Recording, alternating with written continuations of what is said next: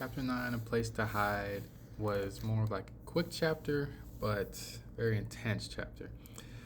So, obviously, once the Patronus came in from Kingsley, not everyone registered it at first, but Hermione and Ron were on action immediately. They got up, went to go find Ron, and as people were, screaming, running around, there were some hooded figures coming in. There were some spells flying over, So the Death Eaters got there pretty quickly. Tonks, Lupin were over here fighting people, and then Mr. Weasley and them were fighting. Um, so as they were moving, they were just looking for Ron. And finally, they found Ron, and just like that, apparated, gone. Hermione apparated both of them, and they were out of there. And so they ended up in um, just a road in London, and they were just walking in their wedding outfits, and people were looking at them weird, and they were coming, they were just walking and trying to just register what just happened. And Hermione said, "Okay." Harry was thinking, like, I should have brought my invisibility cloak and all that stuff, and Hermione seemed to have clocked it because she's like, "I packed your cloak and I packed a change of clothes for you guys as well," and they were surprised. Ron said, how much he appreciates Hermione, and then so they get changed. She has like a little knapsack that's magically charmed, so she can put a bunch of stuff in it. And she'd been packing for a while now, just just in case something went down, so she'd be ready, and she was ready. So they got changed, and Harry was on his visibility cloak, and they were just walking, and they went into a diner, and so they could just chill out, talk over what just happened, and talk for next steps.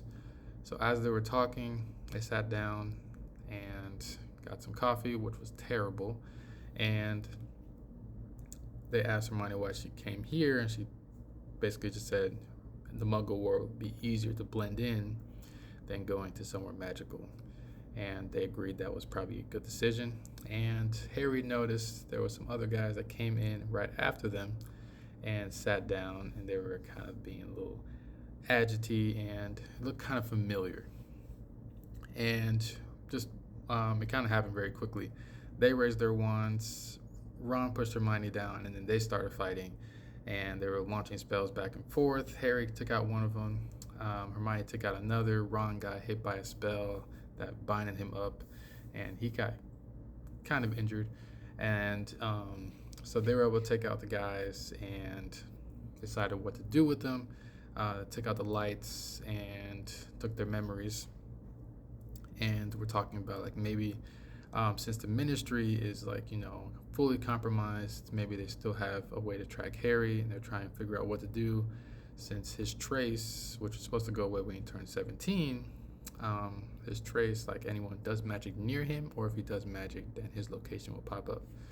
And so they're trying to figure out a place to go. They took the guy's memories, the Death Eaters.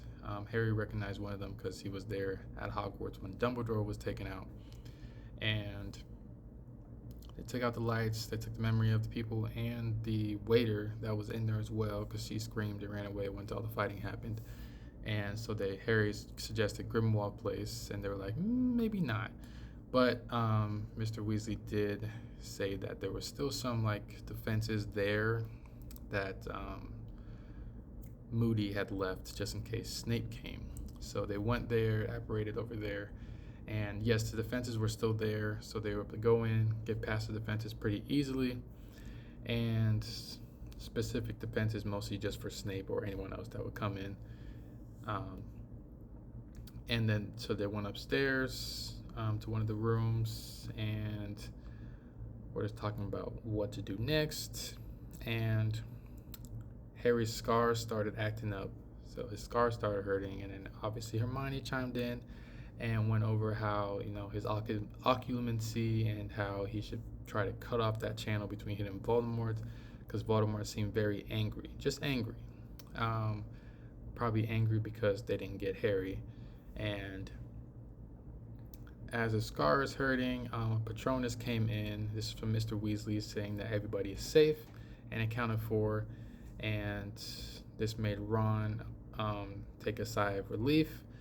And At this, Harry's scar was really starting to hurt, and so he ran out to the bathroom, and then he started. He basically kind of let the connection just come in, and so he was feeling all of Voldemort's feelings, how he was angry about what happened, and um, how they were looking for something. Obviously, it's Harry, and I did not mention last chapter. I just realized that Voldemort was looking for the other wand maker to possibly make another wand for him to fight Harry. So that probably will be important for the future. Um, so he was in the bathroom, and then Hermione knocked on the door and asked if he needs his toothbrush, and that was pretty much the end of the chapter. So yeah, specifically what was happening in the vision was that they were basically torturing the Death Eater that got taken out by Harry and his group, and Harry just felt kind of sickened by how Draco was the one being used as the one torturing the Death Eaters. So basically, almost like Draco's not his right hand man, but like, I don't want to say muscle, but just a person that is being used to this extent, even though this is not really Draco's character, but he's kind of thrown in this because of his family. And yeah, that's it.